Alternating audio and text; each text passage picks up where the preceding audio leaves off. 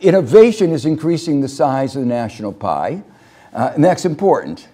But the real debate is about how that pie is going to be divided. And so that's really where the debate is going to be.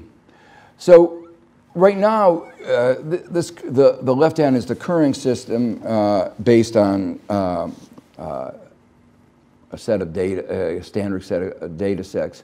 But what you see is the gross inequities. The 53%, the blue area, is the income of the national pie that goes to the bottom 90%. And that little slice, don't feel too sorry for them, that gets only 9%, that 9% goes to the top 1/10 of 1%. So what you see there is the gross inequities in our society. And what almost surely, things are going to get worse in both dimensions. That is to say, the bottom is going to get a smaller share, and the top is going to get a larger share. But whether this occurs and the extent to which it occurs is really about policy. And that's what I'm going to talk about in a few minutes. There's another way of looking at this, and that looks at the share of labor. And currently, the share of labor is around 62%, a little short of 2/3. And capital share is about 21%. And rent share, this is a term that's coming more and more into usage. Monopoly profits, land rents, returns that can neither be related to investments on the one hand or labor on the other. It's sort of the third part. And that's been growing. It's now about 17%. And the future, if we don't do something, is going to be labor getting a smaller share, considerably smaller share. Capital probably won't change very much, but rents will go up a lot. And that's monopoly profits and all the associated things. So the dismal picture that might emerge if we don't manage it well is that workers will be hurt, the world of work, in two ways: lower wages and more unemployment. And this is just a picture of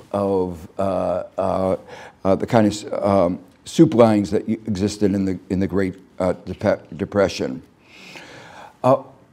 Whether the decrease in demand for labor that will result from human replacing innovation results in unemployment or wage decreases will depend to a large extent on, again, government policy and how flexible labor markets are.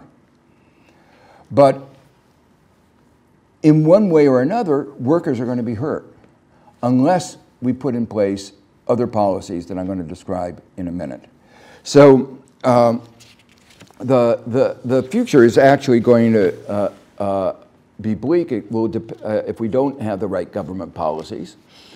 And the perspective that I've been putting forward is that with the right government policies in place, there can be full employment and workers can share in the future of the enhanced growth. So the pie is larger. There's no reason why that workers have to be worse off. But with the wrong government policies, we will have either unemployment going up or workers' wages going down, or both.